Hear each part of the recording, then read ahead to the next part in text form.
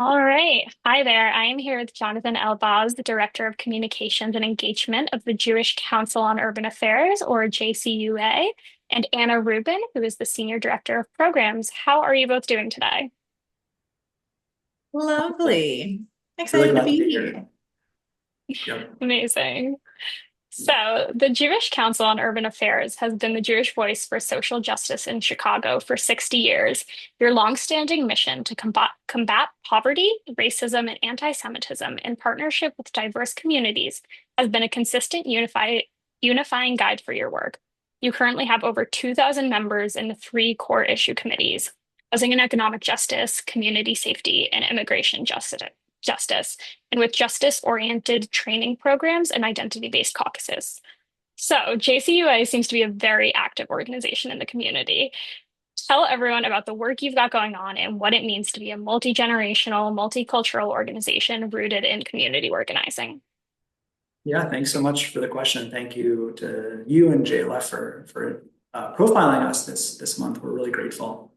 So JCUA is a 61-year-old organization. So we actually were founded in the 60s by a rabbi in Chicago named Rabbi Marks, who saw a lot of racial disparities in Chicago, specifically around housing justice, and wanted to mobilize the Jewish community to take action. And so our early work was really focused on housing justice and redlining, because obviously Chicago was a site of a lot of segregation and racial disparities. But over the decades, we really broadened our work to become kind of a Jewish mobilizer for social justice. About 10 years ago, we switched to what is now our kind of community organizing model, where we are working with individuals and Jewish institutions across Chicago to take action on local campaigns for systemic change and justice. And so for about 10 years, we've been working with our 2,000 members from all over the city. And like you said, we have a multiracial and intergenerational base, and trying to inspire and connect people to take action. And so in terms of our base, we try to bring everyone together in these kind of multiracial, intergenerational spaces. And what's central to JCUA also is that we're working in coalition with dozens of other community organizations. And so we get to actually build relationships across difference, to build relationships with our neighboring community organizations and so on. And additionally, JCUA creates dedicated spaces for folks in our community based on their backgrounds or identities. So we make sure we have a Jews of Color Affinity Caucus, a caucus for youth leaders, a caucus for queer members. We just actually started a Mizrahi and Sephardi caucus, and my background is Sephardi, so I'm very excited and inspired by this work. And so in addition to having kind of these multiracial, intergenerational spaces, we also have these kind of dedicated affinity spaces to make sure that JCUA is providing really, nourishing community for all of our members. That's great. And that actually leads me perfectly into my next question. So, the theme of this month's newsletter is Build Local Power. And JCUA really embodies this through your approach to community organizing.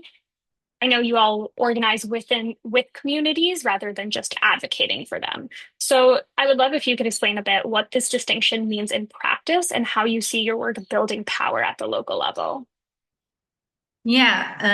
So I think, like Jonathan was sharing, we have an opportunity in our organizing both to kind of organize the Jewish community and be the Jewish voice for social justice, but we do that in partnership and in coalition always with, as we say, diverse communities across Chicago. And so every coalition we're a part of is led by and comprised of organizations and individuals who are most directly impacted by the issues that we're working on, whether that's immigration justice, housing justice, community safety, and police accountability, wanting to make sure that our members who are most directly impacted by those issues are leading our work and our strategy around how we engage in those coalitions, and then also making sure that the coalitions themselves that we're working with, right, they are always coalitions that are led and guided by the members and leaders from the communities that are going to be impacted by the policies or the legislation that we're working to pass. Yeah, and I think that answers the question. Yeah, absolutely. So JCUA's campaign selection process is also completely democratic and member-led. Members identify issues, conduct research, and vote in campaigns. And this is a really concrete example of building local power within your own organization. So could you walk us through how this works and what it's taught you about democratic decision making? Oh yeah, this is one of my favorite things to talk about. The last time we did a campaign selection process, it was actually, I think our last campaign selection process maybe wrapped up in 2020. So it's been a little while at this point, but it is quite a robust process as an organization. We get groups of members kind of form little proposal committees that come forward with proposals for the membership on campaigns or coalitions that they want JCUA to take on or join.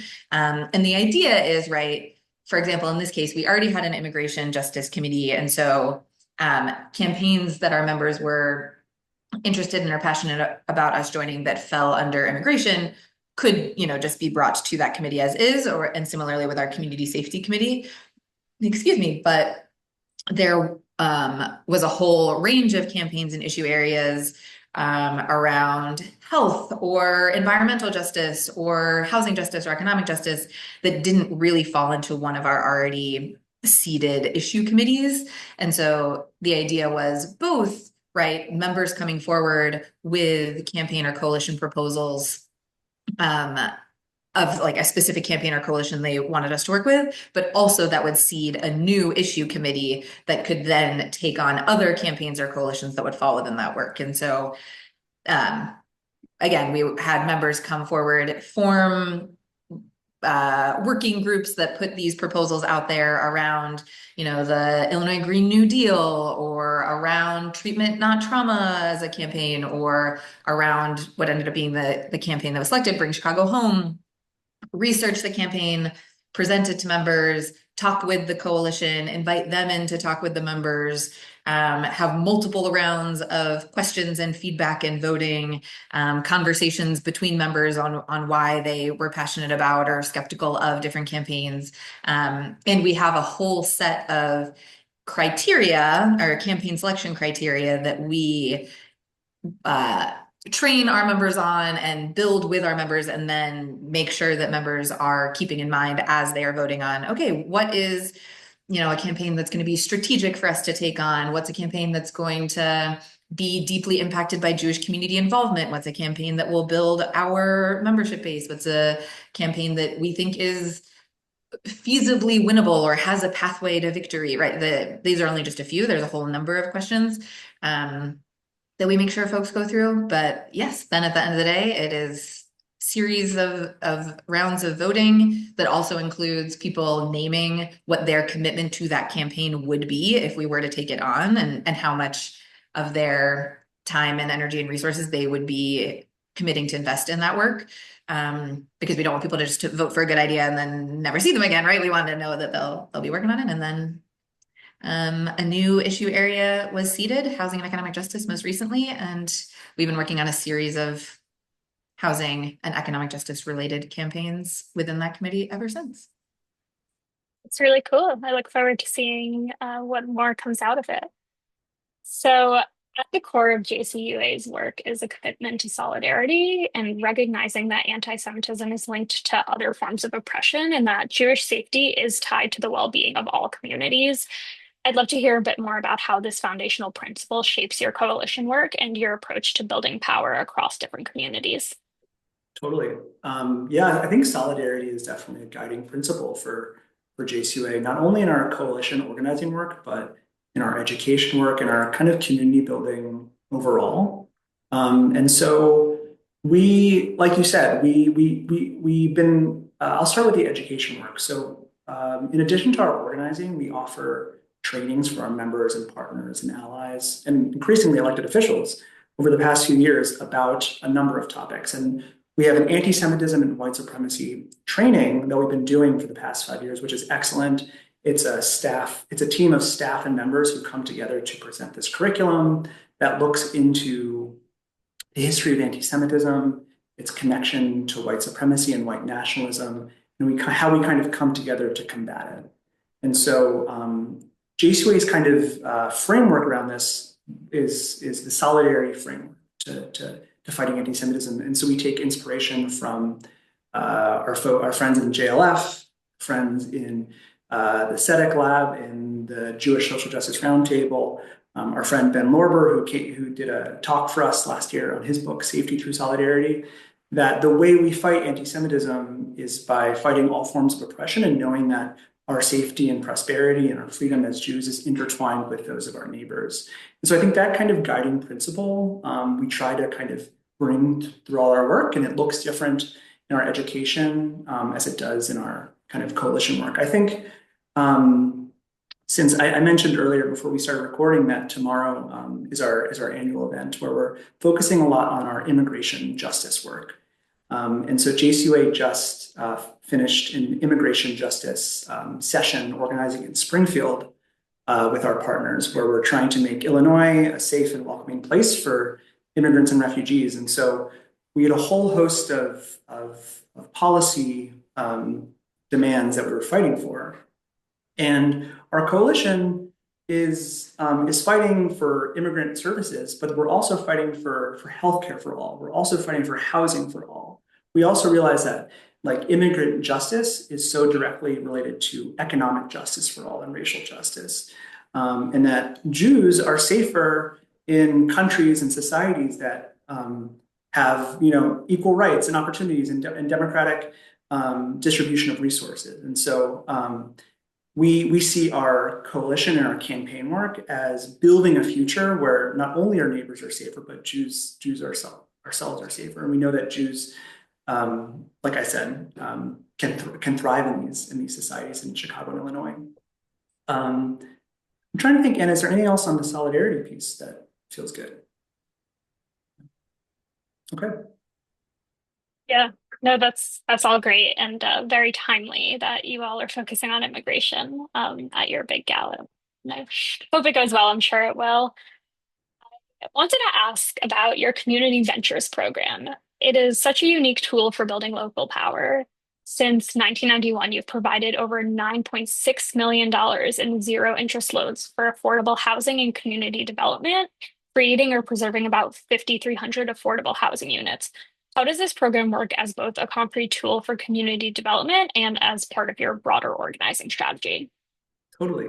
So our Community Ventures program has been around for about 30 years. And so it's an interest-free loan fund. And so we have a kind of pool of money that we're able to provide to nonprofit developers who are working on affordable housing or community development projects in neighborhoods across Chicago. And so when a developer, a nonprofit kind of community-based developer is looking to build affordable housing, they often need seed money to be able to get other funding or to do pre-development work. So it's kind of technical community development language. But JCUA is able to provide these organizations with $100,000, $200,000 interest-free loans that help get these projects off the ground.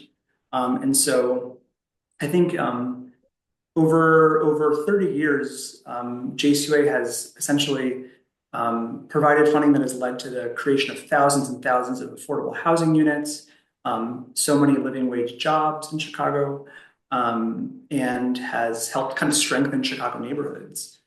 And I think in terms of community ventures, like I think we've also been a kind of liaison between folks in the community development world and folks who are like in the organizing housing justice world, who are sometimes using different tactics to get to the same end goal, right? We all want to have strong neighborhoods where people can afford to live. And the Community Ventures program is about using kind of community development and kind of moving money around, the power of money as a resource to spark these projects. Whereas our housing justice work is around legislation, trying to pass bills in city council to protect affordable housing or to solve homelessness. And so JCUA has been able to kind of bring those communities together in certain ways. And yeah, I think. Well, and I think I was just going to Yeah. say really quickly, I think we saw that particularly recently around the work that our Housing and Economic Justice Committee has been doing, and the recent victory they saw around passing an ordinance to build green social housing in Chicago. And I think for the, maybe not for the first time, but more than ever, I think there was interest in our members who are part of our CBP Community Ventures Program Committee in that, and in our Housing and Economic Justice Committee members kind of thinking through, okay, what are the best ways, and what are the most, like technically feasible ways, and who are the people who should be at the table talking about this kind of nitty-gritty housing policy, in a way that was really cool to see that collaboration. Yeah, maybe not for the first time in the organization, but in a pretty cool way. Yeah, that's great.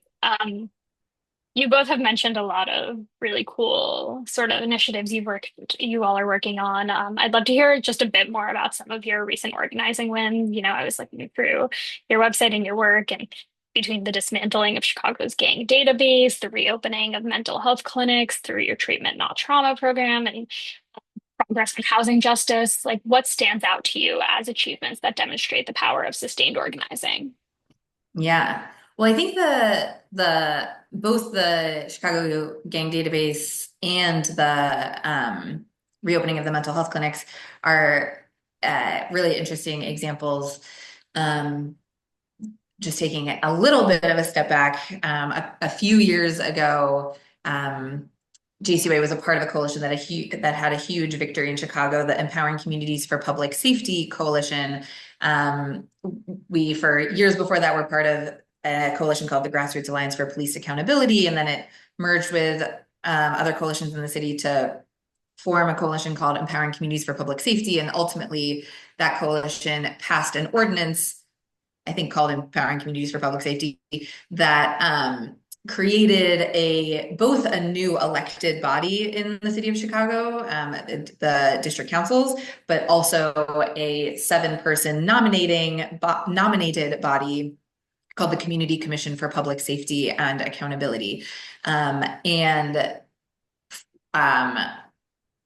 It was really a huge victory to have this new police oversight body created, right? So both the district councils and the commission are bodies that are tasked with bringing a community voice to police accountability in the city of Chicago. And one of the early things that this newly created 7-person commission did was eliminate the Chicago gang database. And to be honest, I don't think any of us really realized that was something they even had the power to do, right? We had been working with a coalition called the Chicago Immigration Working Group for years to try and eliminate the use of the Chicago gang database. It was a tool for criminalizing Black and brown Chicagoans. It was a tool that was that what at times could be a detention to deportation pipeline mechanism. And so we had been trying to dismantle it for years. And then all of a sudden, this commission was created, and one of the first things they did was eliminate this database. And it was awesome, a huge victory, a huge success that we didn't even realize was possible under this new body that was created. I think we also saw with the election of a progressive mayor and a more progressive city council in the last municipal election, as well as the election of this new police accountability oversight body and this newly nominated police accountability oversight body, a newly invigorated attention to the need for mental health crisis first response options in the city of Chicago. And so seeing the mayor and city council prioritizing reopening the public mental health clinics, and now seeing these elected district councilors many really advocating for expanding mental health crisis first response in the city of Chicago, expanding 24/7 mobile crisis response in the city of Chicago. It feels like victories that we have had are now allowing for more momentum and hopefully future victories ongoing, which is just exciting to see. Yeah, absolutely. That's very exciting. So, for someone who's listening and thinking, this all sounds amazing, how do I get involved? Where can folks find you to plug into maybe your community organizing, your racial justice work, anything that you all put on? Totally. Well, most of our work obviously is focused in Chicago and Illinois. And so if you're from the area, we'd love to see you in an event soon. We have upcoming new member orientations and a Juneteenth Havdalah that's hosted by our Coal Jews of Color Caucus, which is wonderful, and organizing trainings coming up. So there's so many ways to plug in to JCUA if you're around Chicago and Illinois. And I would just recommend people going to jcua.org and going to our event calendar. For folks outside of Chicago and Illinois, you can sign up for our email list on jcua.org or follow us on social media. We're at JCUA_Chicago for pretty much all of our social media accounts to kind of check in on how we're doing from afar. Yeah, those are the big ways. Amazing. Well, thank you both so much for your time, Jonathan and Anna. We really appreciate you taking the time to chat with us. Yeah, thank you so much. Thank you so much. This was fun.